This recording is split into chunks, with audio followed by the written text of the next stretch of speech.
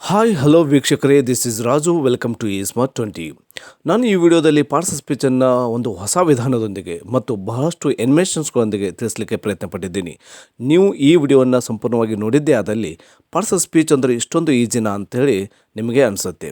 ಮತ್ತು ಈ ವಿಡಿಯೋನ ನೀವು ಫಸ್ಟ್ ಟೈಮ್ ನೋಡ್ತಿರ್ಬೇಕಾದ್ರೆ ದಯವಿಟ್ಟು ಬುಕ್ ಪೆನ್ ಹಿಡ್ಕೊಂಡು ನೋಟ್ ಡೌನ್ ಮಾಡ್ಕೋದು ಕೂತ್ಕೋಬೇಡಿ, ಯಾಕಂದರೆ ಅದರಿಂದ ನಿಮ್ಮ ಕಾನ್ಸಂಟ್ರೇಷನ್ ಹಾಳಾಗುತ್ತೆ. ನೀವು ನಿಮ್ಮ ಫೇವರೆಟ್ ಮೂವಿ ಅಥವಾ ಸೀರಿಯಲ್ ನೋಡೋ ರೀತಿಯಲ್ಲಿ ಆರಾಮಾಗಿ ಈ ವಿಡಿಯೋನ ನೋಡಿ. Parts of speech mean words that are assigned to the same part of speech generally display similar syntactic. ಹಳೆ ಮೆಥಡ್ ಬಿಡೋಣ. ಹಾಗಾದರೆ ನಿಜವಾಗಿ ಪಾರ್ಟ್ಸ್ ಆಫ್ ಸ್ಪೀಚ್ ಅಂದರೆ ಏನು, ವಾಕ್ಯದ ಭಾಗಗಳು ಅಂದರೆ ಏನು ಅನ್ನೋದನ್ನು ನಾನು ಇಲ್ಲಿ ಉದಾಹರಣೆಯೊಂದಿಗೆ ತಿಳಿಸ್ಲಿಕ್ಕೆ ಪ್ರಯತ್ನ ಪಡ್ತೀನಿ. ಸೊ ಸ್ಟೇಟ್ಮೆಂಟ್ ಹೇಳಿ ಎಕ್ಸಾಂಪಲ್ಗೆ ಬರೋದು ಬೇಕಾಗಿಲ್ಲ. ನೀವು ಈ ಎಕ್ಸಾಂಪಲ್ ನೋಡಿದರೆ ನಿಮ್ಮಷ್ಟು ನೀವು ಹೇಳ್ತೀರಿ what do mean by parts of speech ಅಂತ. ಸೊ ಆ ಮೆಥಡನ್ನು ನಾನು ಇಲ್ಲಿ ಯೂಸ್ ಮಾಡಿದ್ದೀನಿ. ನೋಡಿ, ಫಸ್ಟ್ ಒಂದು example, Vinod went to Mumbai with his father ಅಂತ ಇದೆ.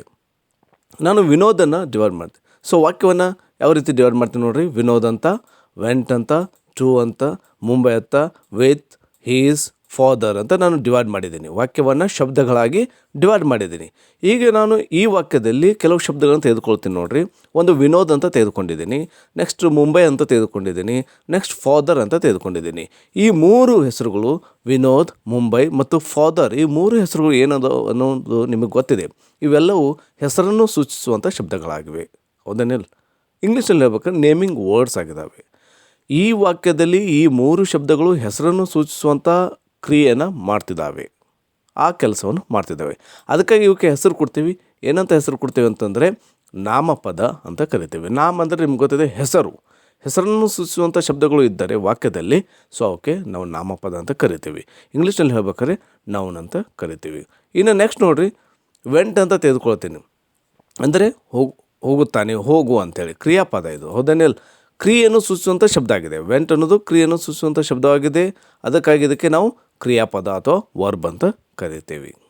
ಈ ವಾಕ್ಯದಲ್ಲಿ ಈ ಶಬ್ದ ಕ್ರಿಯೆಯನ್ನು ಸೂಚಿಸುವಂಥ ಕೆಲಸ ಮಾಡ್ತಿದೆ, ಅದಕ್ಕಾಗಿ ಕ್ರಿಯಾಪದ ಅಂತ ಹೆಸರು ಕೊಟ್ಟಿದ್ದೇವೆ. ಇನ್ನು ಈ ಕಡೆ ತಗೊಳ್ರಿ, ಟು ಅಂತ ತೆಗೆದುಕೊಳ್ಳೋಣ ಮತ್ತು ವಿತ್ ಅಂತ ತೆಗೆದುಕೊಳ್ಳೋಣ. ಇವು ಎರಡೂ ಶಬ್ದಗಳು ಏನು ಕೆಲಸ ಮಾಡ್ತಿದ್ದೇವೆ ಈ ವಾಕ್ಯದಲ್ಲಿ ಅಂದರೆ ಕ್ರಿಯಾಪದ, ನಾಮಪದ, ಸರ್ವನಾಮಪದಗಳ ನಡುವಿನ ಸಂಬಂಧವನ್ನು ಸೂಚಿಸುವಂಥ ಶಬ್ದಗಳಾಗಿವೆ. ನೋಡಿರಿ, ಕ್ರಿಯಾಪದ ಆದ ನಂತರ ಬಂದಿದೆ ಮತ್ತು ನಾಮಪದ ಮತ್ತು ಸರ್ವನಾಮಪದಗಳ ಮತ್ತು ಕ್ರಿಯಾಪದಗಳ ನಡುವಿನ ಸಂಬಂಧವನ್ನು, ರಿಲೇಷನನ್ನು ಹೇಳುವಂಥ ಶಬ್ದಗಳು ಇವಾಗಿವೆ. ಸಂಬಂಧ, ಅದಕ್ಕೆ ಇವುಗಳಿಗೆ ಹೆಸರು ಕೊಡ್ತೀವಿ ಸಂಬಂಧ ಸೂಚಕಾವ್ಯಯ, ಪ್ರಪೋಸಿಷನ್ ಅಂತ ನಾವು ಇಂಗ್ಲೀಷ್ನಲ್ಲಿ ಕರಿತೀವಿ. ನೋಡಿರಿ, ಆ ವಾಕ್ಯದಲ್ಲಿ ಆ ಶಬ್ದಗಳು ಮಾಡುವಂಥ ಕೆಲಸದ ಆಧಾರ ಮೇಲೆ ನಾವು ಹೆಸರನ್ನು ಕೊಡ್ತಾ ಹೋಗ್ತಿದ್ದೇವೆ. ಇನ್ನು ಉಳಿದದ್ದು ಹೀಸ್ ಅಂತೇಳಿ. ಸೊ ಹೀಸ್ ಅಂದರೆ ಹೀಸ್ ಫಾದರ್ ಅಂದರೆ ವಿನೋದನ ತಂದೆ ಅಂತೇಳಿ. ವಿನೋದ್ ಬಳಸೋ ಬದಲಿ ನಾನು ಹೀಸ್ ಬಳಸಿದ್ದೀನಿ ಇಲ್ಲಿ. ಸೊ ಅದಕ್ಕಾಗಿ ಹೀಸ್ ಅನ್ನೋದು ನಾಮಪದಗಳ ಬದಲಾಗಿ ಉಪಯೋಗಿಸುವಂಥ ಶಬ್ದ ಇದಾಗಿದೆ. ಅದಕ್ಕಾಗಿ ಇದಕ್ಕೊಂದು ಹೆಸರು ಕೊಡ್ತೀನಿ, ಏನಂತಂದರೆ ಸರ್ವನಾಮಪದ, ಪ್ರೊನೌನ್ ಅಂತ ಹೆಸರು ಕೊಡ್ತೇವೆ.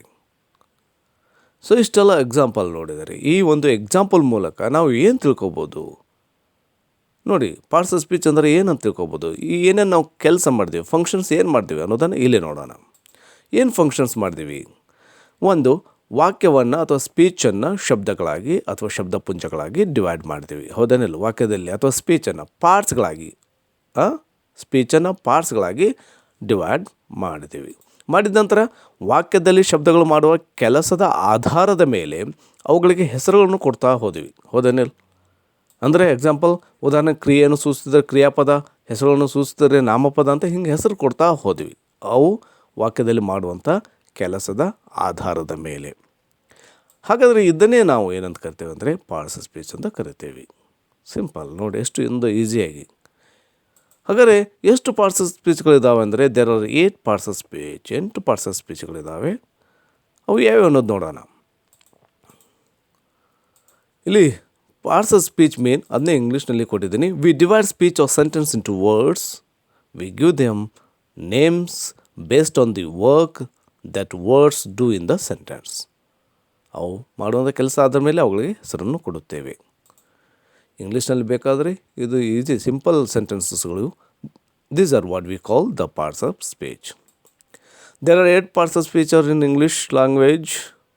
ಅವು ಯಾವ್ಯಾವು ನೋಡಿರಿ.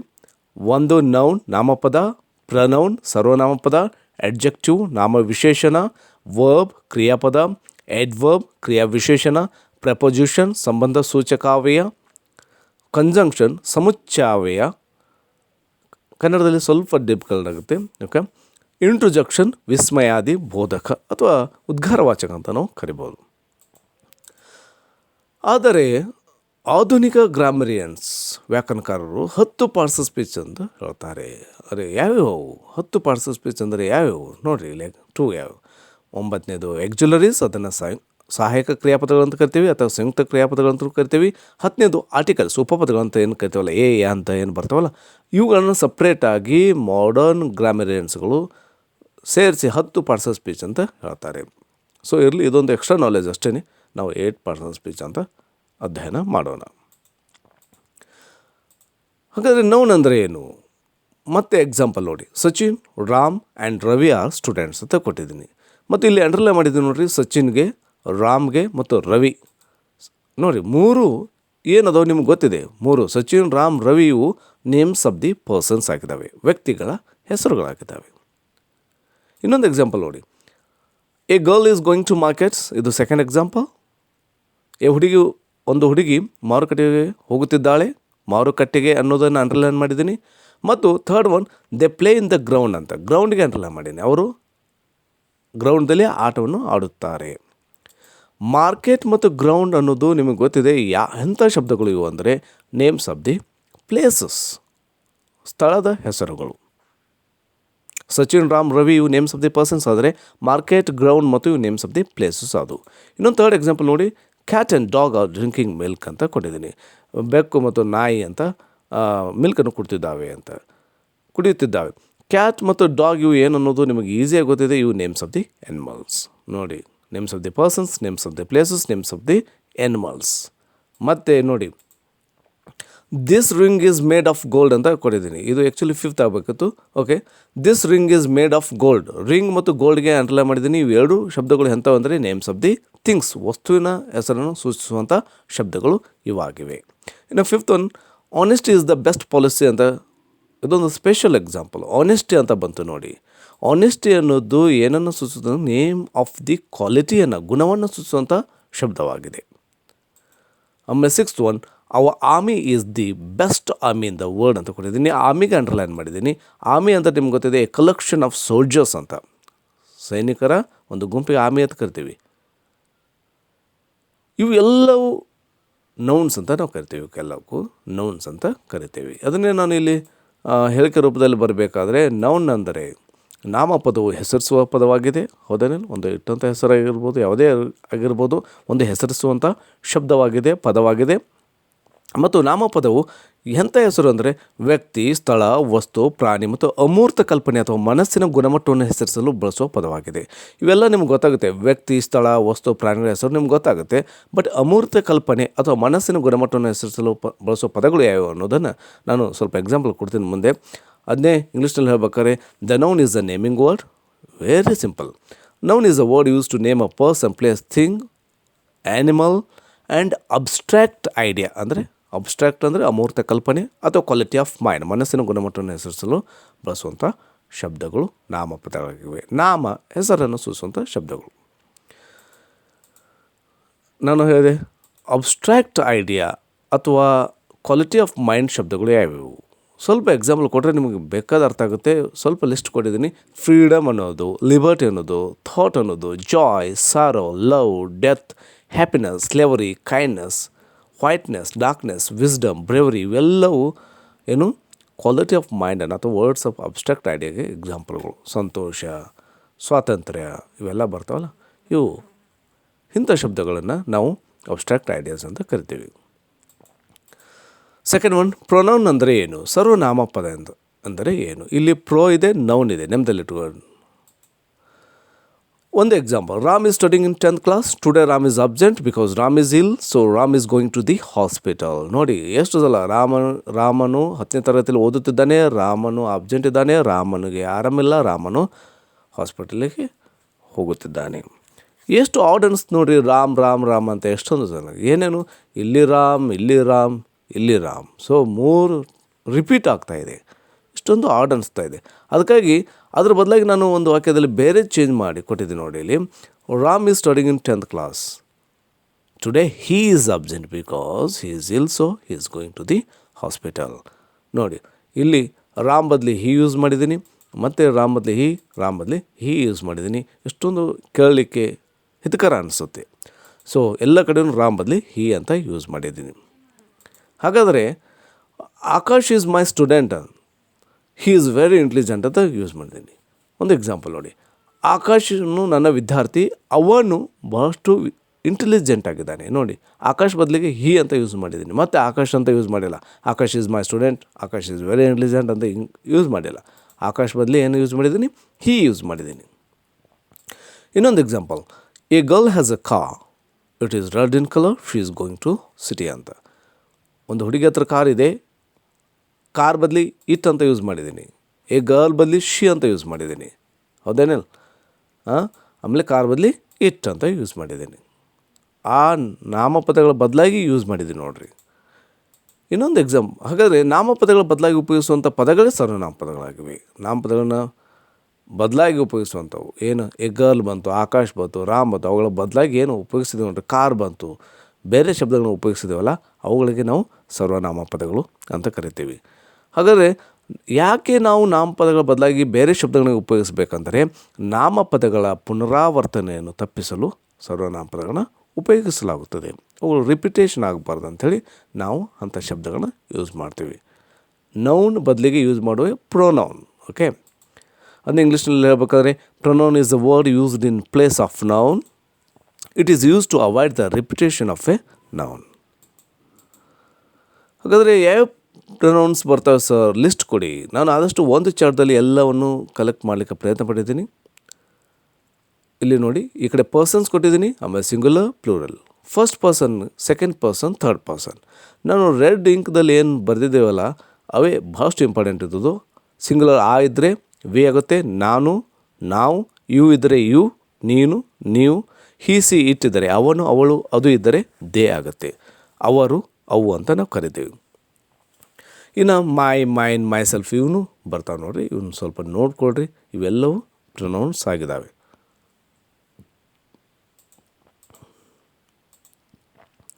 ಥರ್ಡ್ ಒನ್, ಅಡ್ಜೆಕ್ಟಿವ್ ಅಂದರೆ ಏನು? ನಾಮ ವಿಶೇಷಣ. ಇಲ್ಲಿ ಹೆಸರಿನಲ್ಲಿ ಇದೆ ನೋಡಿರಿ. ನಾಮ ಅಂದರೆ ನಿಮಗೆ ಆಲ್ರೆಡಿ ಗೊತ್ತಿದೆ, ನೌನ್ ಅಂಥೇಳಿ. ವಿಶೇಷಣ ಅಂದರೆ ಒಂದು ಸ್ಪೆಷಲ್. ಏನು? ಒಂದು example, Mohan is a brilliant student ಅಂತ ಕೊಟ್ಟಿದ್ದೀನಿ. ಇಲ್ಲಿ ಮೋಹನ್ ಅನ್ನೋದು ನಿಮಗೆ ಗೊತ್ತಿದೆ. ಮೋಹನ್ ಇಟ್ ಈಸ್ ಎ, ಮೋಹನನ್ನು ಹೊಗಳುವಂಥ ಶಬ್ದ ಬ್ರಿಲಿಯಂಟ್ ಆಗಿದೆ. ನೋಡಿ, ಮೋಹನ್ ಅನ್ನೋದು ಒಂದು ನಾಮಪದ, ಅದನ್ನು ಹೊಗಳುವಂಥ ಶಬ್ದ ಯಾವುದು? ಬ್ರಿಲಿಯಂಟ್. ಮೋಹನ್ ನೌನ್, ಅದನ್ನು ಹೊಗಳುವಂಥ, ಡಿಸ್ಕ್ರೈಬಿಂಗ್ ಮಾಡುವಂಥ ವರ್ಡ್ ಬ್ರಿಲಿಯಂಟ್ ಇದೆ ನೋಡಿ. ಇನ್ನೊಂದು ಎಕ್ಸಾಂಪಲ್ ನೋಡಿ, she is a tall girl ಅಂತಿದೆ. ಶಿ ಮತ್ತು ಟಾಲ್ಗೆ ಬಾಕ್ಸ್ ಹಾಕಿದೆ ನೋಡಿ. ಅವಳು ಎತ್ತರವಾದ ಹುಡುಗಿ. ಎಂಥ ಹುಡುಗಿ? ಎತ್ತರವಾದ ಹುಡುಗಿ. ಇಲ್ಲಿ ಹುಡುಗಿಯನ್ನು ಹೊಗಳುವಂಥ ಶಬ್ದ ಟಾಲ್ ಇದೆ. She, tall. ಶಿ ಅನ್ನೋದು ನಿಮಗೆ ಗೊತ್ತಿದೆ, ಆಲ್ರೆಡಿ ಈಗ ತಾನೇ ಅರ್ಥ ಮಾಡ್ಕೊಂಡ್ರೆ. ಶಿ ಅನ್ನೋದು ಒಂದು ಪ್ರೊನೌನ್ ಆಗಿದೆ, ಹೌದೇನಿಲ್ಲ? ಈ ಪ್ರೊನೌನನ್ನು ಡಿಸ್ಕ್ರೈಬಿಂಗ್ ಮಾಡುವಂಥ ಶಬ್ದ ಯಾವುದಾಗಿದೆ? ಟಾಲ್ ಆಗಿದೆ. ಅದನ್ನು ಹೊಗಳುವಂಥ ಶಬ್ದ ಟಾಲ್ ಆಗಿದೆ. ಹಾಗಾದರೆ ಡಿಸ್ಕ್ರೈಬಿಂಗ್ ವರ್ಡ್ಗಳು ಏನಿದಾವಲ್ಲ, ಯಾವುದನ್ನು ಡಿಸ್ಕ್ರೈಬ್ ಮಾಡೋದು? ನೌನನ್ನು ಡಿಸ್ಕ್ರೈಬ್ ಮಾಡೋದು ಮತ್ತು ಪ್ರೊನೌನನ್ನು ಡಿಸ್ಕ್ರೈಬ್ ಮಾಡುವಂಥ ಶಬ್ದಗಳಿಗೆ ನಾಮವಿಶೇಷಣ ಅಂತ ಕರಿತೀವಿ. ಕೇವಲ ವಿಶೇಷಣ ಅಂದರೆ ನಾಮಪದಗಳನ್ನು ಮಾತ್ರ ಡಿಸ್ಕ್ರೈಬ್ ಮಾಡೋದಿಲ್ಲ, ಈವನ್ ಪ್ರೊನೌನ್ಗಳನ್ನು ಕೂಡ ಡಿಸ್ಕ್ರೈಬಿಂಗ್ ಮಾಡುವಂಥ ಶಬ್ದಗಳಿಗೆ ನಾಮವಿಶೇಷಣ ಅಂತ ಕರಿತೀವಿ. ಅಡ್ಜೆಕ್ಟಿವ್ಸ್ ಅಂತ ಕರಿತೀವಿ. ಹಾಗಾದರೆ ಇದನ್ನೇ ಸ್ಟೇಟ್ಮೆಂಟ್ ರೂಪದಲ್ಲಿ ನೋಡೋಣ. ಅಡ್ಜೆಕ್ಟಿವ್ ಮೀನ್ಸ್ ನಾಮಪದ ಅಥವಾ ಸರ್ವನಾಮಪದವನ್ನು ವರ್ಣಿಸುವ ಶಬ್ದಕ್ಕೆ ನಾಮವಿಶೇಷಣ ಎನ್ನುತ್ತಾರೆ. ನಾಮಪದ ಇಲ್ಲವೇ ಸರ್ವನಾಮಪದವನ್ನು ಡಿಸ್ಕ್ರೈಬ್ ಮಾಡೋದು, ವರ್ಣಿಸುವ ಶಬ್ದಕ್ಕೆ ನಾಮವಿಶೇಷಣ ಅಂತ ಕರಿತೀವಿ. ಸೊ ಅದನ್ನು ಇಂಗ್ಲೀಷ್ನಲ್ಲಿ it is the word use to describe or add something to a noun or pronoun. They are two types of adjectives. ಎರಡು ರೀತಿಯ ಅಡ್ಜೆಕ್ಟಿವ್ಸ್ಗಳಿದ್ದಾವೆ. ಯಾವುವು? ಒಂದು ಅಡ್ಜೆಕ್ಟಿವ್ಸ್ ಆಫ್ ಕ್ವಾಲಿಟಿ ಅಂತ ಕರಿತೀವಿ. ಕನ್ನಡದಲ್ಲಿ ಸ್ವಲ್ಪ ಡಿಫಿಕಲ್ಟ್. ಗುಣವಾಚಕ ವಿಶೇಷಣಗಳು. ಕ್ವಾಲಿಟಿ ಅಂದರೆ ಗೊತ್ತಿದೆ, ಗುಣವನ್ನು ಹೇಳುವಂಥ ಶಬ್ದಗಳು. ಸೊ ಅದು ಒಂದು. ಇನ್ನೊಂದು ಸೆಕೆಂಡ್ ಒನ್ ಅಂದರೆ ಅಡ್ಜೆಕ್ಟಿವ್ಸ್ ಆಫ್ ಕ್ವಾಂಟಿಟಿ, ಪ್ರಮಾಣವಾಚಕ ವಿಶೇಷಣಗಳು. ಕ್ವಾಂಟಿಟಿ, ಪ್ರಮಾಣ ಅಂತ ಎಷ್ಟು ಇದೆಯಾ ಅಂತ ಕೇಳ್ತಿರ್ತೀವಲ್ಲ, ಆ ಕ್ವಾಂಟಿಟಿಯನ್ನು ವರ್ಣಿಸುವ ಶಬ್ದಗಳು. ಇನ್ನೊಂದು ಕ್ವಾಲಿಟಿಯನ್ನು ವರ್ಣಿಸುವಂಥ ಶಬ್ದಗಳು. ಕ್ವಾಲಿಟಿ, ಕ್ವಾಂಟಿಟಿ, ಎರಡು ರೀತಿಯ ಅಡ್ಜೆಕ್ಟಿವ್ಸ್ಗಳನ್ನ ನಾವು ನೋಡ್ತೇವೆ. ಸೊ ಯಾವುವು ನೋಡೋಣ. ಅಡ್ಜೆಕ್ಟಿವ್ಸ್ ಆಫ್ ಕ್ವಾಲಿಟಿ ಅಂದರೆ ಏನು ಸರ್? ಅಡ್ಜೆಕ್ಟಿವ್ ಆಫ್ ಕ್ವಾಲಿಟೀಸ್ ಅಂದರೆ ವ್ಯಕ್ತಿ ಅಥವಾ ವಸ್ತುವಿನ ರೀತಿಯ ಅಥವಾ ಗುಣಮಟ್ಟವನ್ನು ತೋರಿಸುವಂಥ ಶಬ್ದಗಳು. ವ್ಯಕ್ತಿಯ ಒಂದು ಕ್ವಾಲಿಟಿ ಅಂತ ನೆಮ್ಮದಲ್ಲಿ ಇಟ್ಕೊಳ್ರಿ. ಕನ್ನಡದ ಡಿಫಿಕಲ್ಟ್ ಅಂದರೆ ಕ್ವಾಲಿಟಿ, ಅದರ ಗುಣವನ್ನು ಹೇಳೋದು. ಓಕೆ, ಅದು ಹೇಗಿದೆ, ಭಾಳ ರುಚಿಯಾಗಿದೆ, ಕಹಿಯಾಗಿದೆ, ಗುಣವನ್ನು ಹೇಳುವಂಥದ್ದು. ಬ್ಯಾಗ್ ಹೇಗಿದೆ, ಬ್ಲ್ಯಾಕ್ ಆಗಿದೆ, ಸೊ ಗುಣವನ್ನು ವರ್ಣಿಸುವಂಥ ಶಬ್ದ. ಸೊ ಅದಕ್ಕೆ ನೋಡಿರಿ, ಇಂಗ್ಲೀಷ್ನಲ್ಲಿ show the kind of or quality of a person or thing. ಅದು ಯಾವ ಕ್ವಾಲಿಟಿ ಅಂತಂದರೆ ಕಲರ್ ಆಗಿರ್ಬೋದು, ಟೇಸ್ಟ್ ಆಗಿರ್ಬೋದು, ಸ್ಮೆಲ್ ಆಗಿರ್ಬೋದು, ವಾಸನೆ ಆಗಿರ್ಬೋದು, ಗುಡ್ ಆರ್ ಬ್ಯಾಡ್ ಆಗಿರ್ಬೋದು, ಬ್ಯೂಟಿಫುಲ್ ಆರ್ ಅಗ್ಲಿ ಆಗಿರ್ಬೋದು, ಆಡ್, ಓಲ್ಡ್ ಆರ್ ನ್ಯೂ ಆಗಿರ್ಬೋದು, ಆ್ಯಂಡ್ ಎನಿ ಇಂಟರ್ನಲ್ ಕ್ವಾಲಿಟೀಸ್ಗಳಿಗೆಲ್ಲಕ್ಕೂ ನಾವು ಅಡ್ಜೆಕ್ಟಿವ್ಸ್ ಆಫ್ ಕ್ವಾಲಿಟಿ ಅಂತ ಕರಿತೀವಿ. ಹಾಗಾದರೆ ಅಡ್ಜೆಕ್ಟಿವ್ಸ್ ಆಫ್ ಕ್ವಾಂಟಿಟಿ ಅಂದರೆ ತಿಳ್ಕೊಬೇಕು, ಪ್ರಮಾಣ ಅಂಥೇಳಿ. ಸಂಖ್ಯೆ, ತೂಕ, ಗಾತ್ರ, ಅನುಪಾತ ಇತ್ಯಾದಿಗಳನ್ನು ತೋರಿಸುವಂಥ ಶಬ್ದಗಳು. Show number, weight, size, proportion etcetera ಇವೆಲ್ಲ ತೋರಿಸುವಂಥ ಶಬ್ದಗಳಿಗೆ ಕ್ವಾಂಟಿಟಿ ಅಂತ ಕರಿತೀವಿ. ಈವನ್ ಇದೊಂದು ಕೊಟ್ಟಿದ್ದು ನೋಡಿ, ಆರ್ಟಿಕಲ್ಸ್ಗಳು ಏನು ಬರ್ತಾವೆ ನೋಡಿರಿ, A and the are also adjectives. ಇವುಗಳು ಕೂಡ ಅಡ್ಜೆಕ್ಟಿವ್ಸಲ್ಲೇ ಬರ್ತಾವೆ. ಎ ಆ್ಯಂಡ್ ದ ಇದೊಂದು ವಿಶೇಷವಾದದ್ದು. ಎ ಬಂದರೆ ಅದು ಇವು ಆರ್ಟಿಕಲ್ಸ್ ಬಂದರೆ ಅವು ಅಡ್ಜೆಕ್ಟಿವ್ಸ್ಗಳು ಆಗಿರ್ತವೆ. ಸೊ ಎಕ್ಸಾಂಪಲ್ ನೋಡಿ, ವಿ ಹ್ಯಾವ್ ಮೆನಿ ಪ್ರಾಬ್ಲಮ್ಸ್. ನಮ್ಮಲ್ಲಿ ಬಹಳಷ್ಟು ಪ್ರಾಬ್ಲಮ್ಸ್ಗಳಿದ್ದಾವೆ. ಮೆನಿ ಅಂತಿದೆ, ಪ್ರಾಬ್ಲಮ್ಸನ್ನು ಹೊಗಳುವಂಥ ಶಬ್ದ many. Okay, that book is yours ಅಂತ ಇದೆ.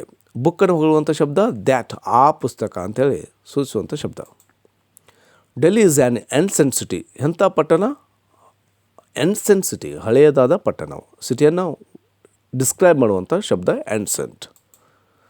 I read a historical novel. ಎಂಥ ಕಾದಂಬರಿ? ಹಿಸ್ಟಾರಿಕಲ್ ಕಾದಂಬರಿ. ಹೌದೇನಿಲ್ಲ, ಅದನ್ನು ಹೊಗಳುವಂಥ ಶಬ್ದ. Where is your white shirt? ಎಂಥ ಶರ್ಟ್ ಅದು? White shirt. ನೋಡಿ ಬಣ್ಣ, ಶರ್ಟ್ ಬಿಳಿ ಬಣ್ಣದ ಶರ್ಟ್ ಎಲ್ಲಿದೆ? My daughter has 10 rupees. ನೋಡಿ 10 ಅನ್ನೋದು ಕೂಡ ಅಡ್ಜೆಕ್ಟಿವ್ಸ್. 10 ರೂಪಾಯಿ ನನ್ನ ಮಗಳ ಹತ್ರ ಇದೆ. ಎಷ್ಟು ರೂಪಾಯಿ? 10 rupees. Numbers also adjectives. There are 5 cars in the park. ಇಲ್ಲಿ ಎಷ್ಟು ಕಾರ್ಸ್ಗಳಿದೆ? 5. ಈ ನಂಬರ್ ಕೂಡ ಅಡ್ಜೆಕ್ಟಿವ್ಸ್ಗೆ ಒಂದು example. Every dog has his day. ಪ್ರತಿಯೊಂದು ನಾಯಿಗೆ ಅದರದೇ ಆದ ಅಥವಾ ಕಾಲ ಇರುತ್ತೆ, ಸಮಯ ಇರುತ್ತೆ. ಅದನ್ನು ನಾವು ಹಾಗಾದರೆ ಇಲ್ಲಿ ಡಾಗ್ ಎವ್ರಿ ಅಂತ ಯೂಸ್ ಮಾಡಿದ್ದೀವಿ. ಎವ್ರಿ ಅನ್ನೋದು adjectives. You have no sense. ನೋಡಿರಿ, ನೋ ಸೆನ್ಸನ್ನು ಡಿಸ್ಕ್ರೈಬ್ ಮಾಡುವಂಥ ಶಬ್ದ ನೋ. ಇನ್ನೊಂದು example, the whole sum was expanded. ಇಲ್ಲಿ ಹೋಲ್ ಅನ್ನೋದು ಒಂದು ಅಡ್ಜೆಕ್ಟಿವ್ಸ್ ಆಗಿದೆ. ಹಾಗಾದರೆ ಒಂದು ಸಿಂಪಲ್ ಆದ ಫಾರ್ಮುಲಾದಲ್ಲಿ ಕಲೆಕ್ಟ್ ಮಾಡಬೇಕಾದ್ರೆ ನೌನ್ ಬದಲಾಗಿ ಉಪಯೋಗಿಸಿದರೆ ಪ್ರೊನೌನ್. ಅಲ್ಲಿ ನೌನ್ ಬಂದಿದೆ ನೋಡಿ. ಇವು ಎರಡೂ ಶಬ್ದಗಳನ್ನ, ನೌನ್ ಮತ್ತು ಪ್ರೊನೌನ್ಗಳನ್ನು ಡಿಸ್ಕ್ರೈಬ್ ಮಾಡುವಂಥ ಶಬ್ದಗಳು ಇದ್ದರೆ ಅಡ್ಜೆಕ್ಟಿವ್ಸ್ ಅಂತ ನಾವು ಕರಿತೇವೆ. ಇದು ಸಿಂಪಲ್ಲಾಗಿ ನಾವು ಒಂದು ಫಾರ್ಮುಲಾದಲ್ಲಿ ಬರೆದಿಡ್ಬೋದು. 4th one, verb. ಕ್ರಿಯಾಪದ ಎಂದರೆ ಏನು ಸರ್? ಇದು ಬಹಳಷ್ಟು ಈಸಿ ಪಾರ್ಟ್ಸ್ ಆಫ್ ಸ್ಪೀಚಲ್ಲಿನೇ. ಆದರೆ ಒಂದು ವಿಶೇಷತೆ ಇದರಲ್ಲಿ, ವಿ ಕಮ್ ಟು ಸ್ಕೂಲ್ ಅಂತ ಇದೆ. ನಾವು ಶಾಲೆಗೆ ಬರುತ್ತೇವೆ. ಕಮ್ ಅನ್ನೋದ್ರ ಬರುವುದು, ಇದು ಕ್ರಿಯೆಯನ್ನು ಸೂಚಿಸುವಂಥ ಶಬ್ದ. ಕಮ್ ಅನ್ನೋದು ಒಂದು ಆ್ಯಕ್ಷನನ್ನು, ವರ್ಕನ್ನು ಸೂಚಿಸುವಂಥ ಶಬ್ದ ಆಗಿದೆ. ಇನ್ನೊಂದು ಎಕ್ಸಾಂಪಲ್ ನೋಡಿ, ಶಿ ಈಸ್ ಪ್ಲೇಯಿಂಗ್ ಕ್ರಿಕೆಟ್ ಅಂತ ಇದೆ. ಅವಳು ಕ್ರಿಕೆಟನ್ನು ಆಡುತ್ತಿದ್ದಾಳೆ. ಇಲ್ಲಿ ಪ್ಲೇಯಿಂಗ್ ಅನ್ನೋದು ಕೂಡ ಆ್ಯಕ್ಷನನ್ನು ಸೂಚಿಸುವಂಥ ಶಬ್ದ ಆಗಿದೆ, ವರ್ಕನ್ನು ಸೂಚಿಸುವಂಥ ಶಬ್ದವಾಗಿದೆ. 3rd ಎಕ್ಸಾಂಪಲ್ ನೋಡಿ, ಇದೊಂದು special. I am A teacher ಅಂತಿದೆ. ನಾನು ಒಬ್ಬ ಟೀಚರ್ ಇರುತ್ತೇನೆ. ಯಾಮ್ ಅನ್ನೋದು ಏನನ್ನು ಸೂಚಿಸುತ್ತದೆ ಅಂದರೆ ಸ್ಟೇಟ್ ಆಫ್ ಬೀಯಿಂಗ್, ಎಕ್ಸಿಸ್ಟೆನ್ಸನ್ನು ತೋರಿಸುತ್ತದೆ, ಇರುವಿಕೆಯನ್ನು ಸೂಚಿಸುವಂಥ ಶಬ್ದವಾಗಿದೆ. ನಾನೊಬ್ಬ ಟೀಚರ್ ಇದ್ದೇನೆ, ಇರುವುದನ್ನು ಸೂಚಿಸುವಂಥ ಶಬ್ದ ಇದಾಗಿದೆ. ಆ್ಯಂಡ್ ಇನ್ನೊಂದು example, I have A laptop ಅಂತ ಇದೆ. ಹ್ಯಾವ್ ಅನ್ನೋದು ಏನು ನಿಮ್ಗೆ ಗೊತ್ತಿದೆ, ನನ್ನ ಹತ್ರ ಒಂದು ಲ್ಯಾಪ್ಟಾಪ್ ಇದೆ, ನನ್ನ ಹತ್ರ ಅದು ಇದೆ, ಹೊಂದುವಿಕೆಯನ್ನು ಸೂಚಿಸುವಂಥ ಶಬ್ದ. ಅದನ್ನು ಇಂಗ್ಲೀಷ್ನಲ್ಲಿ ಹೇಳ್ಬೇಕಾದ್ರೆ ಪೊಸೆಸನ್ ವರ್ಡ್ ಅಂತ ಕರಿತೀವಿ. ಹೊಂದುವಿಕೆಯನ್ನು ಸೂಚಿಸುವಂಥ ಶಬ್ದಗಳು ಏನು ಬರ್ತಾವೆ ನೋಡಿರಿ. ಆ್ಯಕ್ಷನ್, ವರ್ಕ್ ಆಗಿರ್ಬೋದು, ಸ್ಟೇಟ್ ಆಫ್ ಬೀಯಿಂಗ್, ಎಕ್ಸಿಸ್ಟೆನ್ಸ್ ಆಗಿರ್ಬೋದು, ಪೊಸೆಸನ್ ವರ್ಡ್ ಆಗಿರ್ಬೋದು, ಇವೆಲ್ಲವೂ ಕ್ರಿಯಾಪದ ಅಂತ ನಾವು ಕರಿತೀವಿ.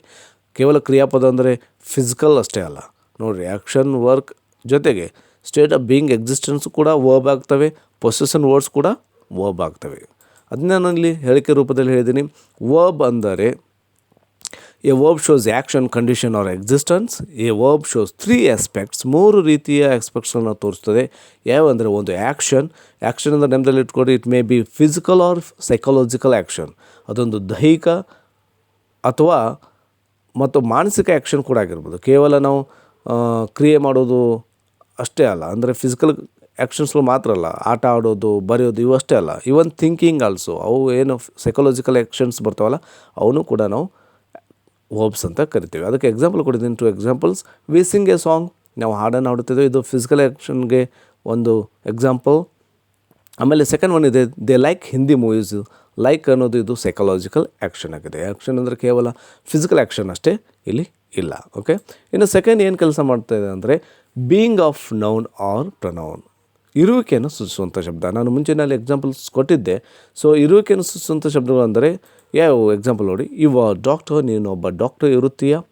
ದೇ ಆರ್ ಫಾರ್ಮರ್ಸ್, ಅವರು ರೈತರು ಇದ್ದಾರೆ. ಇರುವಿಕೆಯನ್ನು ಸೂಚಿಸುವಂಥ ಶಬ್ದಗಳು ಆರ್ ಏನಿದೆಯಲ್ಲ ಇವನು ಕೂಡ ವರ್ಬ್ಸ್ ಆಗಿ ಕೆಲಸ ಮಾಡ್ತವೆ. ಇನ್ನು ಥರ್ಡ್ ಕೆಲಸ ಏನಂದರೆ possession of a noun or pronoun, ಹೊಂದುವಿಕೆಯನ್ನು ಸೂಚಿಸುವಂಥ ಶಬ್ದ. ನಾಮಪದ ಅಥವಾ ಪ್ರನೌನ್ ಏನನ್ನು ಹೊಂದಿದೆ ಅನ್ನೋದನ್ನು ಹೇಳುವಂಥ ಶಬ್ದಗಳು ಕೂಡ ವರ್ಬ್ ಆಗಿದ್ದಾವೆ. ಎಕ್ಸಾಂಪಲ್ ನೋಡಿ, ಯು ಹ್ಯಾವ್ ಪೆನ್ಸ್, ನಿನ್ನ ಹತ್ರ ಪೆನ್ಸ್ಗಳಿದ್ದಾವೆ. ಶಿ ಹ್ಯಾಸ್ ಎ ಮೊಬೈಲ್, ಅವಳ ಹತ್ರ ಒಂದು ಮೊಬೈಲ್ ಇದೆ. ಇವು ಎಲ್ಲವೂ ವರ್ಬ್ಸ್ದಲ್ಲಿ ಬರ್ತವೆ. ಇವು 3 ಕ್ರಿಯಾಪದ ಮಾಡುವಂಥ 3 ಆಸ್ಪೆಕ್ಟ್ಸ್ಗಳು. ಒಂದು action, second one being of noun or pronoun, and third one possession of a noun or pronoun. ಕನ್ನಡದಲ್ಲಿ ಹೇಳ್ಬೇಕಾದ್ರೆ ಒಂದು ಕ್ರಿಯೆ, ಆಮೇಲೆ ಇರುವಿಕೆ, ಆಮೇಲೆ ಹೊಂದುವಿಕೆ ಅಂತ ನಮ್ಮದಲ್ಲಿ ಇಟ್ಕೋಬೋದು. ಕ್ರಿಯಾಪದಗಳಲ್ಲಿ 2 ಪ್ರಕಾರಗಳು. There are 2 kinds of verbs. ಯಾವ ವರ್ಬ್ಸ್ದಲ್ಲಿ 2 ಪ್ರಕಾರಗಳು ಅಂದರೆ, ಒಂದು ಮೇನ್ ವರ್ಬ್ಸ್ ಅಂತ ಕರಿತೀವಿ, ಇನ್ನೊಂದು ಅದನ್ನು ಕನ್ನಡದಲ್ಲಿ ಹೇಳ್ಬೇಕಾದ್ರೆ ಮುಖ್ಯ ಕ್ರಿಯಾಪದ, ಇನ್ನೊಂದು ಹೆಲ್ಪಿಂಗ್ ವರ್ಬ್ಸ್ ಅಥವಾ ಎಕ್ಸುಲರಿ ವರ್ಬ್ಸ್ಗಳು, ಸಹಾಯಕ ಕ್ರಿಯಾಪದಗಳು ಅಂತ ನಾವು ಕರಿತೀವಿ. ಮೇನ್ ವರ್ಬ್ಸ್ಗೆ ಇಲ್ಲಿ 2 ಎಕ್ಸಾಂಪಲ್ಸ್ ಕೊಟ್ಟಿದ್ದೀನಿ. ಆ ಲಿಸನ್ ಮ್ಯೂಸಿಕ್, ನಾನು ಮ್ಯೂಸಿಕನ್ನು ಕೇಳ್ತಾ ಇದ್ದೇನೆ. They walk in the park, ಅವರು ಪಾರ್ಕ್ದಲ್ಲಿ ವಾಕ್ ಮಾಡ್ತಾ ಇದ್ದಾರೆ. ಸೊ ಲಿಸನ್, ವಾಕ್ ಅನ್ನೋದು ಮೇನ್ ವರ್ಬ್ಸ್ ಆಗಿದೆ. ಇನ್ನು ಹೆಲ್ಪಿಂಗ್ ವರ್ಬ್ಗೆ 2 ಎಕ್ಸಾಂಪಲ್ಸ್ ಕೊಟ್ಟಿದ್ದೀನಿ. I am listening music, they have walked in the park. ಅವೇ ಸೇಮ್ ಸೆಂಟೆನ್ಸಸ್ಗೆ ನಾನು ಇಲ್ಲಿ ಮುಖ್ಯ ಕ್ರಿಯಾಪದಕ್ಕೆ ಹೆಲ್ಪಿಂಗ್ ವರ್ಬ್ಸ್ ತೆಗೆದುಕೊಂಡಿದ್ದೀನಿ. ಇಲ್ಲಿ ಮುಖ್ಯ ಕ್ರಿಯಾಪದ ತನ್ನ ಸ್ವಂತಿಕೆಯನ್ನು ಇದೆ ನೋಡಿ, ಆದರೆ ಇಲ್ಲಿ ಯಾವ ಮತ್ತು ಹ್ಯಾವ್ ಹೆಲ್ಪ್ ಮಾಡ್ತಿದ್ದಾವೆ, ಮೇನ್ ವರ್ಬ್ಗೆ ಹೆಲ್ಪ್ ಮಾಡ್ತಿದ್ದಾವೆ. ಹಾಗಾದರೆ ಮೇನ್ ವರ್ಬ್ಸ್ ಅಂದರೆ ಏನು ಮತ್ತು ಹೆಲ್ಪಿಂಗ್ ವರ್ಬ್ಸ್ ಅಂದರೆ ಏನು? ಮೇನ್ ವರ್ಬ್ಸ್ ಅಥವಾ ಮುಖ್ಯ ಕ್ರಿಯಾಪದಗಳು ಯಾವುದರ ಸಹಾಯವಿಲ್ಲದೆ ತಮ್ಮ ಅರ್ಥವನ್ನು ಹೇಳಿಕೊಡುತ್ತವೆ. ಅವಕ್ಕೆ ಯಾವುದು ಹೆಲ್ಪ್ ಬೇಕಾಗಿಲ್ಲ. So example go, come, eat, read, sing, drink ಇವು ಆಗಿರ್ಬೋದು. ಸೊ ಮತ್ತಷ್ಟು ಎಕ್ಸಾಂಪಲ್ಸ್ ಕೊಟ್ಟಿದ್ದೀನಿ ನೋಡಿ. I drink milk, students are writing exams, children laugh in the class, his mother gave him a book. Drink, writing, laugh, gave ಇವೆಲ್ಲವೂ main ವರ್ಬ್ಸ್ಗೆ example ಆಗಿದ್ದಾವೆ. ಇಲ್ಲಿ ತಮ್ಮ ಯಾವುದೇ ಬೇರೆ ಶಬ್ದಗಳ ಸಹಾಯವಿಲ್ಲದೆ ತಮ್ಮ ಅರ್ಥವನ್ನು ಹೇಳಿಕೊಡ್ತಿದ್ದಾವೆ. ಇನ್ನು ಹೆಲ್ಪಿಂಗ್ ವರ್ಬ್ಸ್ ಅಂದರೆ ಸಹಾಯಕ ಅಥವಾ ಸಂಯುಕ್ತ ಕ್ರಿಯಾಪದಗಳು ಅಂತ ಕರಿತೀವಿ. ಮುಖ್ಯ ಕ್ರಿಯಾಪದಕ್ಕೆ ಸಹಾಯ ಮಾಡುತ್ತಾ ಜೊತೆಗೆ ಏನು ಮಾಡ್ತೇವೆ, ಹೆಲ್ಪ್ ಮಾಡ್ತಾ ಒಂದು ಮತ್ತು ಅರ್ಥವನ್ನು ವಿಶೇಷವಾಗಿ ಹೇಳಿಕೊಡುತ್ತೇವೆ. ಅವಕ್ಕೆ ನಾವು ಹೆಲ್ಪಿಂಗ್ ವರ್ಬ್ಸ್ ಅಂತ ಕರಿತೀವಿ. ಇಲ್ಲಿ ಎಕ್ಸಾಂಪಲ್ಸ್ ಕೊಟ್ಟಿದ್ದೀನಿ. I am drinking milk, students have written exams, children had loft in the class, his mother has given him a book. ನೋಡಿ, ಡ್ರಿಂಕಿಂಗ್ ಹೆಲ್ಪ್ ಮಾಡುವಂಥ ಶಬ್ದ ಯಾಮ್, ರಿಟರ್ನ್ಗೆ ಹೆಲ್ಪ್ ಮಾಡುವಂಥ ಶಬ್ದ ಹ್ಯಾವ್, ಲಾಫ್ಟ್ಗೆ ಹೆಲ್ಪ್ ಮಾಡುವಂಥ ಶಬ್ದ ಹ್ಯಾಡ್, ಗಿವನ್ಗೆ ಹೆಲ್ಪ್ ಮಾಡುವಂಥ ಶಬ್ದ ಹ್ಯಾಸ್. ಇದನ್ನೇ ನಾನು ಚಾರ್ಟ್ದಲ್ಲಿ ಹೇಳ್ಬೇಕಾದ್ರೆ ಹೆಲ್ಪಿಂಗ್ ವರ್ಬ್ಸ್ಗೆ ಫಸ್ಟ್ ಕೊಟ್ಟಿದ್ದೀನಿ. ಯಾಮ್, ಹ್ಯಾವ್, ಹ್ಯಾಡ್, ಹ್ಯಾಸ್ ಇವೆಲ್ಲವೂ ಹೆಲ್ಪಿಂಗ್ ವರ್ಬ್ಸ್ ಆದರೆ ಡ್ರಿಂಕಿಂಗ್, ರಿಟರ್ನ್, ಲಾಫ್ಟ್, ಗಿವನ್ ಇವೆಲ್ಲವೂ ಮೇನ್ ವರ್ಬ್ಸ್ ಆಗಿದ್ದಾವೆ. ಹಾಗಾದರೆ ಹೆಲ್ಪಿಂಗ್ ವರ್ಬ್ಸ್ಗೆ ಯಾವ ಸರ್ ಒಂದು ಲಿಸ್ಟ್ ಕೊಡಿ.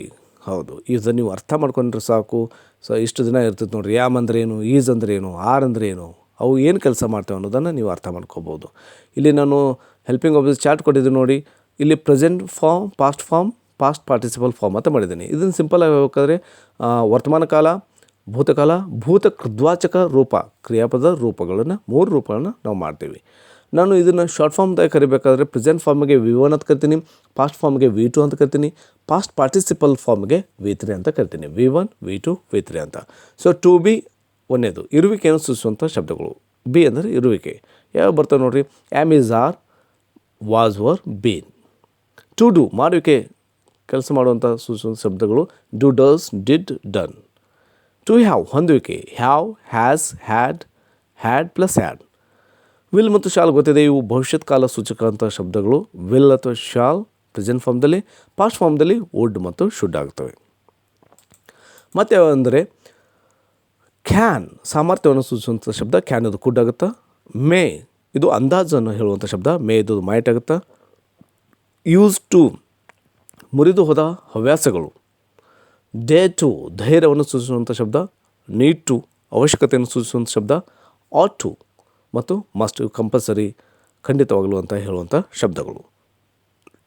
ಇಷ್ಟು ಹೆಲ್ಪಿಂಗ್ ವರ್ಬ್ಸ್ಗಳು ನಾವು ಲಿಸ್ಟ್ ಮಾಡ್ಬೋದು. ಹಾಗಾದರೆ ಎಡ್ವರ್ಬ್ ಅಂದರೆ ಏನು ಸರ್? ಕ್ರಿಯಾ ವಿಶೇಷಣ. ಕ್ರಿಯೆ ಮತ್ತು ವಿಶೇಷಣ. ಎಕ್ಸಾಂಪಲ್ ನೋಡಿ, ಹಿ ವೆಂಟ್ ಕ್ವಿಕ್ಲಿ. ವೆಂಟ್ ಅನ್ನೋದು ಆಲ್ರೆಡಿ ಗೊತ್ತಿದೆ, ಹಿ ಅನ್ನೋದು ನಿಮ್ಗೆ ಗೊತ್ತಿದೆ. ಹಿ ಅಂದರೆ ಪ್ರೊನೌನ್, ವೆಂಟ್ ಅಂದರೆ ಇದೊಂದು ಕ್ರಿಯಾಪದ ವರ್ಬ್. ಕ್ವಿಕ್ಲಿ ಅನ್ನೋದು ಆ ಕ್ರಿಯಾಪದವನ್ನು ಹೊಗಳುವಂಥ ಶಬ್ದವಾಗಿದೆ. ಆತನು ಬೇಗನೆ ಹೋದನು. ಹೇಗೆ ಹೋದನು? ಬೇಗನೆ ಹೋದನು. ಓಕೆ, ವೆಂಟನ್ನು ಡಿಸ್ಕ್ರೈಬ್ ಮಾಡುವಂಥ ಶಬ್ದ ಕ್ವಿಕ್ಲಿ. ಇಲ್ಲಿ ಕ್ರಿಯಾಪದವನ್ನು ಡಿಸ್ಕ್ರೈಬ್ ಮಾಡ್ತಿದೆ. ಇನ್ನೊಂದು ಎಕ್ಸಾಂಪಲ್ ನೋಡಿ, ದೇ ರೀಡ್ ಕ್ವೈಟ್ ಕ್ಲಿಯರ್ಲಿ. ಇಲ್ಲಿ ವಿಶೇಷವಾದದ್ದು ಇದು, ಅವರು ಓದುತ್ತಾರೆ ಕ್ವೈಟ್ ಕ್ಲಿಯರ್ಲಿ ಆಗಿ. ಆದರೆ ನಿಮ್ಗೆ ಗೊತ್ತಿದೆ, ರೀಡ್ ಅನ್ನೋದು ಕ್ರಿಯಾಪದ, ಕ್ಲಿಯರ್ಲಿ ಅನ್ನೋದು ಆಡ್ವರ್ಬ್ ಅನ್ನೋದು ಅಥವಾ ಒಂದು ರೀಡನ್ನು ಹೊಗಳುವಂಥ ಶಬ್ದ ಅನ್ನೋದು ಗೊತ್ತಾಗಿದೆ. ಹೌದಾ? ರೀಡನ್ನು ಡಿಸ್ಕ್ರೈಬ್ ಮಾಡುವಂಥ ಶಬ್ದ ಅಂತ ಗೊತ್ತಾಗಿದೆ, ಅದು ಆಡ್ವರ್ಬ್ ಅಂತ ಗೊತ್ತಾಗಿದೆ. ಮತ್ತು ಆ ಆಡ್ವರ್ಬನ್ನು ಡಿಸ್ಕ್ರೈಬ್ ಮಾಡುವಂಥ ಶಬ್ದ ಇನ್ನೊಂದಿದೆ, ಕ್ವೈಟ್ ಅಂತ. ಸೊ ಕ್ವೈಟ್ ಅನ್ನೋದು ಕ್ಲಿಯರ್ಲಿಯನ್ನು ಡಿಸ್ಕ್ರೈಬ್ ಮಾಡ್ತಿದೆ. ನೋಡಿ, ಒಂದನೇ ಎಕ್ಸಾಂಪಲ್ದಲ್ಲಿ ಕ್ರಿಯಾಪದವನ್ನು ಡಿಸ್ಕ್ರೈಬ್ ಮಾಡ್ತು ಆ ಶಬ್ದ, ಎರಡನೇ ಎಕ್ಸಾಂಪಲ್ದಲ್ಲಿ ಕ್ಲಿಯರ್ಲಿಯನ್ನು ಡಿಸ್ಕ್ರೈಬ್ ಮಾಡುವಂಥ ಶಬ್ದ ಇನ್ನೊಂದಿದೆ, ಆಡ್ವರ್ಬನ್ನೇ ಡಿಸ್ಕ್ರೈಬ್ ಮಾಡುವಂಥ ಶಬ್ದ ಕ್ವೈಟ್. ಇನ್ನೊಂದು ಎಕ್ಸಾಂಪಲ್ ನೋಡಿ, this flower is very beautiful. Flower ಅನ್ನೋದು ಏನೋ ಗೊತ್ತಿದೆ, ಅದೊಂದು ನೌನ್. ಆ ನೌನನ್ನು ಡಿಸ್ಕ್ರೈಬ್ ಮಾಡುವಂಥ ಶಬ್ದ ಬ್ಯೂಟಿಫುಲ್.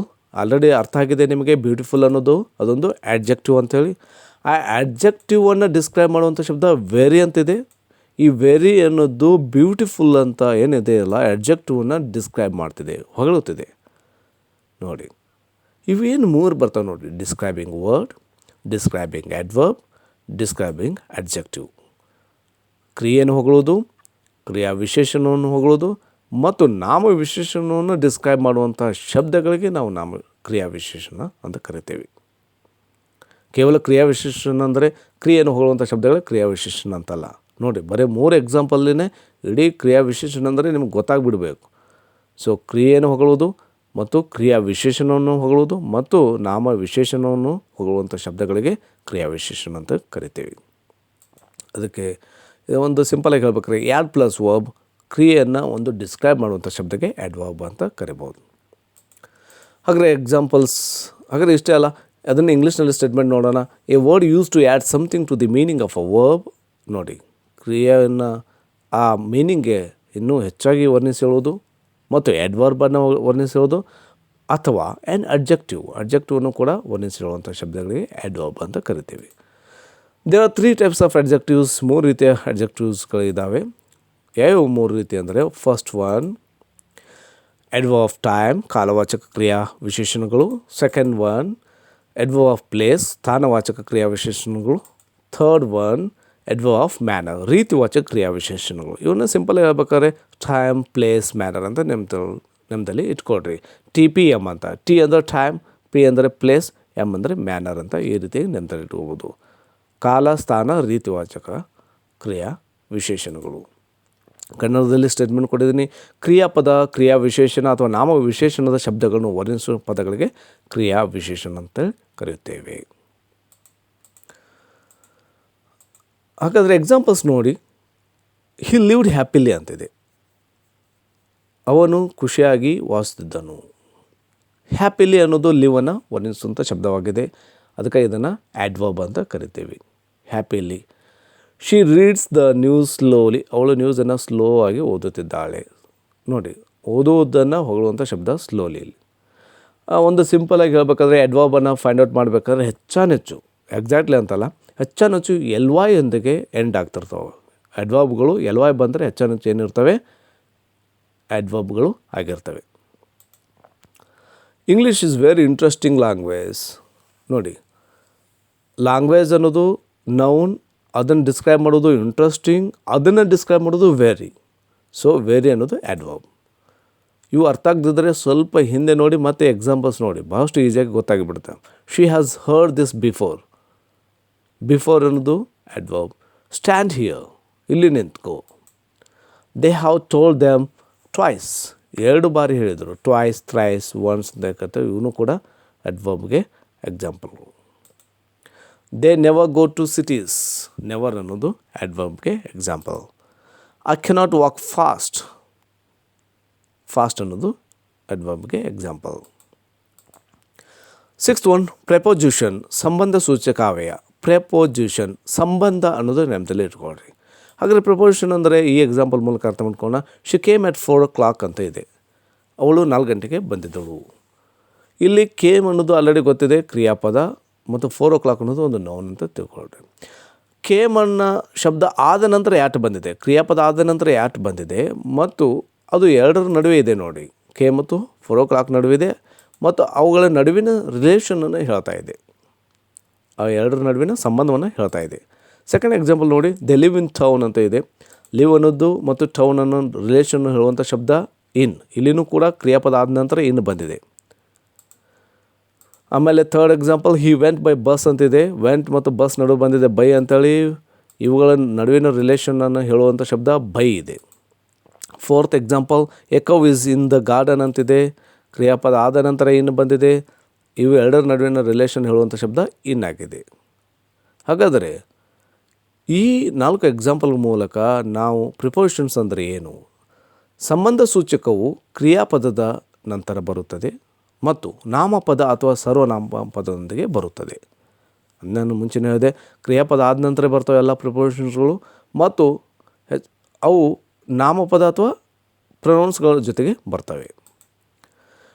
ಇದು ಕ್ರಿಯಾಪದ ಮತ್ತು ನಾಮಪದ ಅಥವಾ ಸರ್ವನಾಮ ನಡುವಿನ ಸಂಬಂಧವನ್ನು ತೋರಿಸ್ತದೆ. ಕ್ರಿಯಾಪದ, ನಾಮಪದ, ವರ್ಬ್, ನೌನ್, ಪ್ರೊನೌನ್ಗಳ ನಡುವಿನ ರಿಲೇಷನ್ನ ತೋರಿಸೋದು ಪ್ರೆಪೋಸಿಷನ್. ಅದಕ್ಕೆ ನಾನು ಹೇಳಿದೆ ಸಂಬಂಧ ಸೂಚಕಾವ್ಯಯ.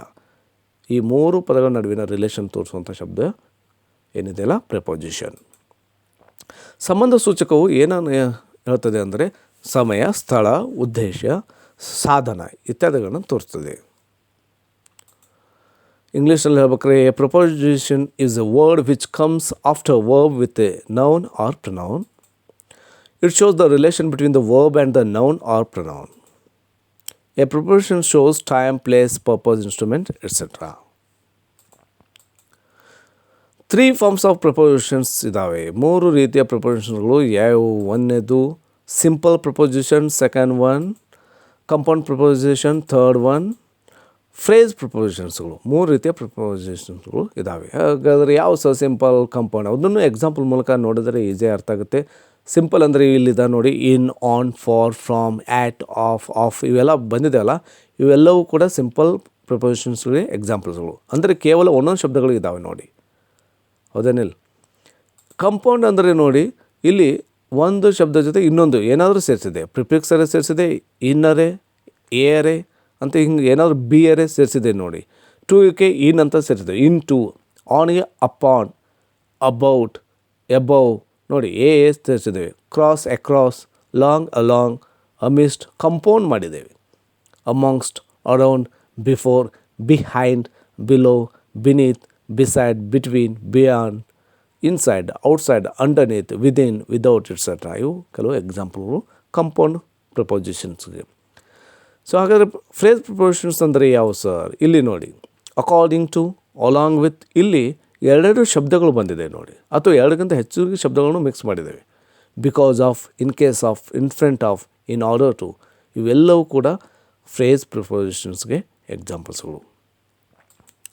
ಹಾಗಾದರೆ ಆ ಪ್ರಿಪೋಸಿಷನನ್ನು ಅರ್ಥ ಮಾಡಿಸ್ಲಿಕ್ಕೋಸ್ಕರ ನಾನು ಈ ಒಂದು ಚಿತ್ರವನ್ನು ಯೂಸ್ ಮಾಡಿದ್ದೀನಿ.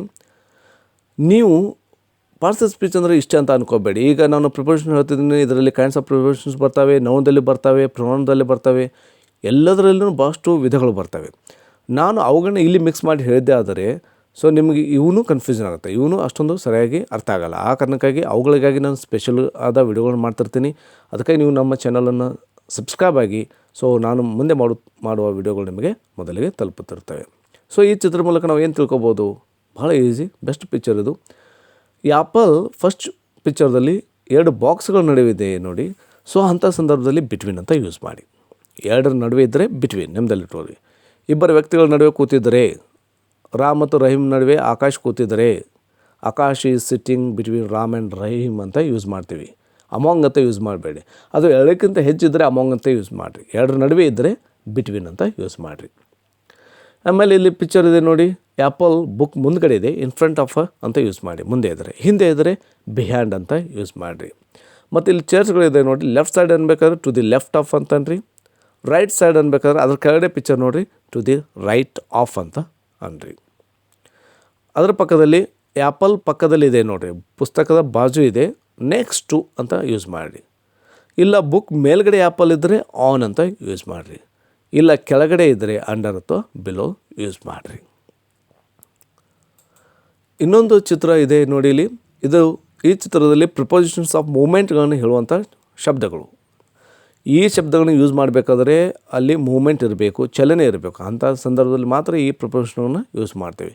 ಈಗ ನೋಡಿ, ಒಂದೇ ಪಿಕ್ಚರ್ದಲ್ಲಿ ಅಪ್ ದ ಸ್ಟೇರ್ಸ್ ಅಂತ ಯೂಸ್ ಮಾಡಿದ್ದೀವಿ. ಸೊ ಮೇಲ್ಗಡೆ ಏರ್ತಿರ್ಬೇಕಾದ್ರೆ ಈ ಶಬ್ದವನ್ನು ಯೂಸ್ ಮಾಡಬೇಕು, ಹೌದಾ? ನಿಂತಿದ್ರೆ ಅಲ್ಲ. ಆಮೇಲೆ ಡೌನ್ ದಿ ಸ್ಟೇರ್ಸ್ ಅಂತ ಕೆಳಗಡೆ ಬರ್ತಿರ್ಬೇಕಾದ್ರೆ, over the box, away from the box, toward the box, past the box, into the box, out of the box, around the box, onto the box, off the box. ಅಂದರೆ off the box ಇದು example ಭಾಷೆಗಳು ಇದ್ದಾರೆ. ಮೇಲ್ಗಡೆ ಅಂತ ಏನಾದರೂ ಬೀಳ್ತಿದ್ರೆ, ಕುದುರೆ ಓಡಿಸೋ ಕುದುರೆ ಅಂದರೆ ಮೇಲ್ಗಡೆ ಬೀಳ್ತಿದ್ರು ಕೂಡ ಆಫ್ ಅಂತ ನಾವು ಈ ಆಫನ್ನು ಯೂಸ್ ಮಾಡ್ತೀವಿ, OFFನ. ನಮ್ಮದು ಅಕ್ರಾಸ್ ಅಡ್ಡಲಾಗಿ, ಬ್ರಿಡ್ಜ್ಗೆ ಯೂಸ್ ಮಾಡುವಂಥ ಶಬ್ದ. ಅಂಡರ್, ಥ್ರೂ, ಆ ಮೂಲಕ. ಇಷ್ಟೊಂದು ಚೆನ್ನಾಗಿ ಚಿತ್ರ ಇದೆ. ಚಿತ್ರವನ್ನು ನೋಡಿದರೆ ನಿಮಗೆ ಆ ಶಬ್ದಗಳ ಮೀನಿಂಗ್ ಗೊತ್ತಾಗುತ್ತೆ. ಕಂಜಂಕ್ಷನ್, ಸಮುಚ್ಚಾವ್ಯಯ ಅಂದರೆ ಏನು? ಮತ್ತು example, Ram and Ravi are friends ಅಂತ ಇದೆ. ರಾಮ್ ಮತ್ತು ರವಿ ಎರಡು ನೇಮ್ಸ್ಗಳು. ಈ ಎರಡು ವ್ಯಕ್ತಿಗಳ ಹೆಸರನ್ನು ಸೇರಿಸುವಂಥ ಶಬ್ದ ಆ್ಯಂಡ್ ಇದೆ. ಮತ್ತು ಇಲ್ಲಿ ನೋಡಿ, she is fat but her brother is slim. ಇಲ್ಲಿ ಎರಡು ಸೆಂಟೆನ್ಸ್ಗಳಿದ್ದಾವೆ. ಒಂದು ಶಿ ಈಸ್ ಫ್ಯಾಟ್ ಅಂತ, ಇನ್ನೊಂದು ಹರ್ ಬ್ರದರ್ ಈಸ್ ಸ್ಲಿಮ್ ಅಂತ.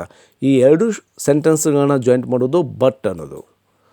ಇನ್ನೊಂದು ಎಕ್ಸಾಂಪಲ್ ನೋಡಿ, he came late because he went to hospital. He came late ಅನ್ನೋದು ಒಂದು ವಾಕ್ಯ, ಹಿ ವೆಂಟ್ ಟು ಹಾಸ್ಪಿಟಲ್ ಅನ್ನೋದು ಇನ್ನೊಂದು ವಾಕ್ಯ. ಈ ಎರಡು ವಾಕ್ಯಗಳನ್ನು ಜಾಯಿಂಟ್ ಮಾಡೋದು ಬಿಕಾಸ್ ಅನ್ನೋ ಶಬ್ದ. ಇನ್ನೊಂದು example, if you come I will be happy. ಇದು ಕಂಡೀಷ್ನಲ್ ಕ್ಲಾಸ್ಗೆ ಎಕ್ಸಾಂಪಲ್.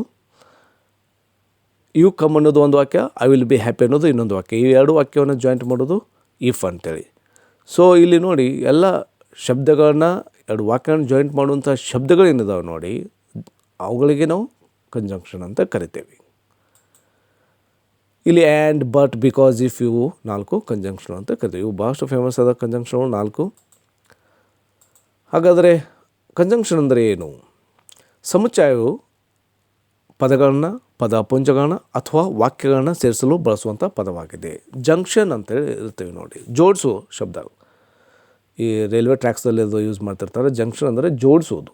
ಇಲ್ಲಿ ಏನನ್ನು ಜೋಡಿಸ್ತವೆ ಅಂದರೆ ಈ ಶಬ್ದಗಳನ್ನು ಜೋಡಿಸ್ಬೋದು, ಪದಪುಂಜಗಳನ್ನ ಜೋಡಿಸ್ಬೋದು, ಅಥವಾ ವಾಕ್ಯಗಳನ್ನು ಜೋಡಿಸುವಂಥ ಶಬ್ದಗಳಿಗೆ ನಾವು ಕಂಜಂಕ್ಷನ್ ಅಂತ ಕರಿತೀವಿ.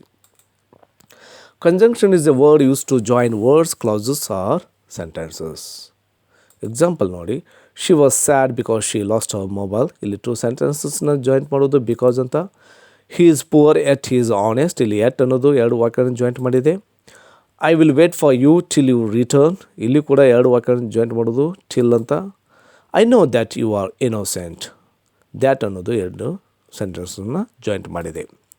The coffee is so hot that I can't drink it ಅಂತೇಳಿ. ಸೊ ದ್ಯಾಟ್ ಅಂತ ಸೆಂಟೆನ್ಸ್ಗಳು ಬರ್ತಾವಲ್ಲ, ದ್ಯಾಟ್ ಅನ್ನೋದು ಕೂಡ ಇಲ್ಲಿ ಕಂಜಂಕ್ಷನ್ ಆಗಿದೆ. ಲಿಸ್ಟ್ ಆಫ್ ಕಂಜಂಕ್ಷನ್ಸ್ ಕೊಟ್ಟಿದ್ದೀನಿ, ಒಂದಿಷ್ಟು ಲಿಸ್ಟ್ ಮಾಡಿದ್ದೀನಿ.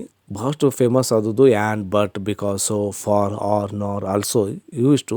ಮತ್ತು ಇಲ್ಲಿದೆ ನೋಡಿ, either or, neither nor, both and, though yet, whether or, not only but also, ಇವು ಎಲ್ಲವೂ ಕೂಡ ಕಂಜಂಕ್ಷನ್ಗಳು. ಇಂಟ್ರಜೆಕ್ಷನ್ ಲಾಸ್ಟ್ ಒನ್. ಇದು ವಿಸ್ಮಯದ ಬೋಧಕ ಅಂತ ಕರಿತೇವೆ, ಉದ್ಗಾರ ವಾಚಕ ಅಂತಲೂ ಕರಿಬೋದು. ಇಲ್ಲಿ ನೋಡಿ, hurrah, we have won the game ಅಂತ ಇದೆ. ಹುರ್ರಾ ಅನ್ನೋದು ಈ ವಾಕ್ಯದಲ್ಲಿ ನಾವು ಆಟವನ್ನು ಗೆದ್ದೇವಂತ ಅನ್ನೋದು. ಈ ಹುರ್ರಾ ಅನ್ನೋದು ಏನನ್ನು ಸೂಚಿಸುತ್ತದೆ? ಹ್ಯಾಪಿನೆಸ್ಸನ್ನು ಸೂಚಿಸುವಂಥ ಶಬ್ದ, ತಕ್ಷಣವಾದ ಹ್ಯಾಪಿನೆಸ್ಸನ್ನು ಸೂಚಿಸುವಂಥ ಶಬ್ದವಾಗಿದೆ. ಇನ್ನೊಂದು ಎಕ್ಸಾಂಪಲ್, ಅಲಾಸ್ ಈಸ್ ಡೆಡ್ ಅಂತಿದೆ. ಅಯ್ಯೋ, ಆತ ಸತ್ತನು. ಅಲಾಸ್ ಅನ್ನೋದು ಇಲ್ಲಿ ಸರವನ್ನು ಸೂಚಿಸುವಂಥ ಶಬ್ದ, ದುಃಖವನ್ನು ಹೇಳುವಂಥ ಶಬ್ದ. ಇನ್ನೊಂದು ಹುಷ್, ಡೋಂಟ್ ಮೇಕ್ ಎ ನಾಯ್ಸ್. ಹುಷ್ ಅನ್ನೋದು ಇಲ್ಲಿ ಇನ್ಸ್ಟ್ರಕ್ಷನ್, ತಕ್ಷಣವಾದ ಒಂದು ಇನ್ಸ್ಟ್ರಕ್ಷನ್ ಸೂಚಿಸುವಂಥ ಶಬ್ದ. And oh what A beautiful picture ಅಂತ ಇದೆ. ಓಹ್ ಅನ್ನೋದು ಒಂದು ತಕ್ಷಣವಾದ ಉದ್ಗಾರ ಮಾಡುವಂಥ ಶಬ್ದ, ಸರ್ಪ್ರೈಸನ್ನು ಹೇಳುವಂಥ ಶಬ್ದ. ಇವೇನು ಬರ್ತಾವೆ ನೋಡಿರಿ, ಹ್ಯಾಪಿನೆಸ್. ಮತ್ತು ಇನ್ನೊಂದು ಎಕ್ಸಾಂಪಲ್, ಔಚ್ ಇಟ್ಸ್ ಪೇನಿಂಗ್, ಅಯ್ಯೋ ನೋಯ್ತಾ ಇದೆ. ಔಚ್ ತಕ್ಷಣ ಬರುವಂಥ ಶಬ್ದಗಳು ಇವೆಲ್ಲ. ಏನಾದರೂ ಕಾಲ ಮೇಲೆ ಕಲ್ಲು ಬಿದ್ದರೆ ತಕ್ಷಣ ಬರ್ತೇವೆ ಔಚ್ ಇಟ್ಸ್ ಪೇನಿಂಗ್ ಅಂತೇವೆ, ಅದನ್ನು ಬಿಟ್ಟು ಲೇಟಾಗಿ ಹೇಳಲ್ಲ. ಇವೆಲ್ಲ ಏನಿದಾವೆ ನೋಡಿ, ಹ್ಯಾಪಿನೆಸ್, ಸಾರೋ, ಇನ್ಸ್ಟ್ರಕ್ಷನ್, ಸರ್ಪ್ರೈಸ್, ಪೇನ್, ಇವೆಲ್ಲವನ್ನು ನಾವು ಇಂಟ್ರಜೆಕ್ಷನ್ ಅಂತ ಕರಿತೇವೆ. ಹಾಗಾದರೆ ಇಂಟ್ರಜೆಕ್ಷನ್ ಅಂದರೆ ಏನು? ಇಂಟ್ರಜೆಕ್ಷನ್ ಅಂದರೆ ಹಠಾತ್ ಭಾವನೆಗಳನ್ನ ವ್ಯಕ್ತಪಡಿಸುವಂಥ ಪದಗಳು, ಅವನೇ ವಿಸ್ಮಯಾದಿ ಬೋಧಕ ಅಂತ ಕರಿತೇವೆ. ತಕ್ಷಣವಾಗಿ ಹೇಳುವಂಥ ಶಬ್ದಗಳು ಇವು ಖುಷಿ, ವಿಸ್ಮಯ, ತಿರಸ್ಕಾರ, ಕೋಪ, ಜಿಗುಪ್ಸೆ, ನೋವು ಮತ್ತು ಆಶ್ಚರ್ಯ ಮುಂತಾದಗಳನ್ನು ಸೂಚಿಸುತ್ತವೆ. ಇವು ಸ್ವತಂತ್ರವಾಗಿರ್ತವೆ ಆ ಶಬ್ದಗಳು. The interjection is a word which expresses some sudden feelings or emotions like wonder, pain and surprise etcetera. Some interjections ಕೊಟ್ಟಿದ್ದೀನಿ. ಜಾಯ್, ಖುಷಿಗೆ ಹುರ್ರಾ, ಹುಜ್ಜ ಅಂತೇಳಿ. ಹುರ್ರಾ ಅಂತ ಕಾಮನಾಗಿ ಯೂಸ್ ಮಾಡ್ತೇವೆ, ಹುಜ್ಜ ಅಪರೂಪ. ಗ್ರೀಫ್, ನೋವು ಇದ್ದರೆ ಅಲಾಸ್, ಔಚ್, ಶಿಟ್ ಅಂತೇಳಿ. ಸರ್ಪ್ರೈಸ್ ಇದ್ದರೆ ಹಾ, ವಾಟ್, ಓ ಅಂತ. ಅಪ್ರೂವಲ್ ಇದ್ದರೆ ಬ್ರೋ ಅಂತ ಯೂಸ್ ಮಾಡ್ತೀವಿ. ಸೊ ಇಷ್ಟು ನಾನು ಪಾರ್ಟ್ಸ್ ಆಫ್ ಸ್ಪೀಚನ್ನು ನಿಮಗೆ ಹೇಳಿದ್ದೀನಿ. ಸೊ ಈ ನನ್ನ ವಿಡಿಯೋ ನಿಮಗೆ ಇಷ್ಟ ಆದಲ್ಲಿ ಲೈಕ್ ಮಾಡಿ, ಶೇರ್ ಮಾಡಿ, ಜೊತೆ ಸಬ್ಸ್ಕ್ರೈಬ್ ಆದರೆ ನಾನು ಮಾಡುವಂಥ ವಿಡಿಯೋಗಳು ನಿಮಗೆ ಮೊದಲಿಗೆ ತಲುಪುತ್ತಿರುತ್ತವೆ ಮತ್ತು ನನಗೆ ಇನ್ನಷ್ಟು ವಿಡಿಯೋಗಳನ್ನು ಮಾಡಲಿಕ್ಕೆ ನೀವು ಇನ್ಸ್ಪಿರೇಷನ್ ಮಾಡಿದಂತಾಗುತ್ತದೆ. ಇಷ್ಟು ಹೇಳ್ತಾ ಇದರೊಂದಿಗೆ ನನ್ನ ವಿಡಿಯೋನ ಮುಗಿಸುತ್ತೇನೆ. Thank you for watching. Have a nice day.